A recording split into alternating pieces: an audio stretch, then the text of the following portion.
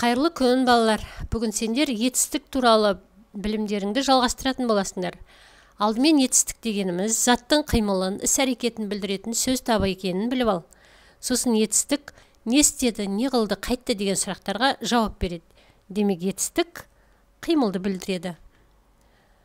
5-ші жаттығуда көңілді көктем табиғатты ұйқысынан оятты деген сөйлеммен көктем туралы мәтін құрастырамыз.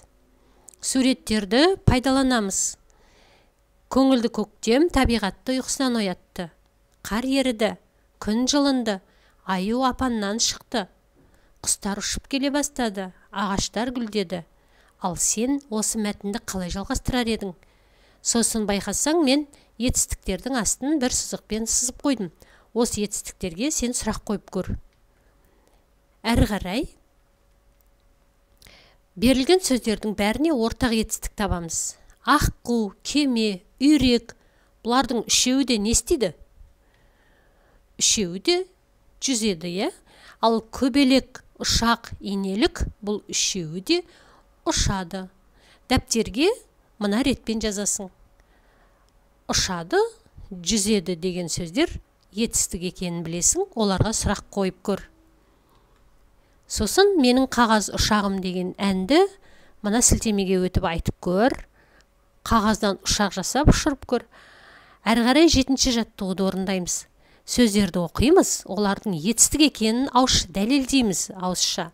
Мысалы, сайрады. Не сайрайды? Әрине, құстар сайрайды. Сайрады деген сөз бұл етістік. Себебі бұл сөз заттың қимылын білдіріп тұр. Сайрады деген сөзге не істеді деген сұрақ қойылады.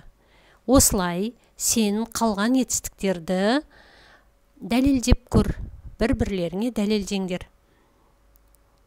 Балалар, сендер осы сабақта мәтіннен етістіктер таптыңдар, мәтін құрдыңдар, сурет бойынша мәтін жаздыңдар.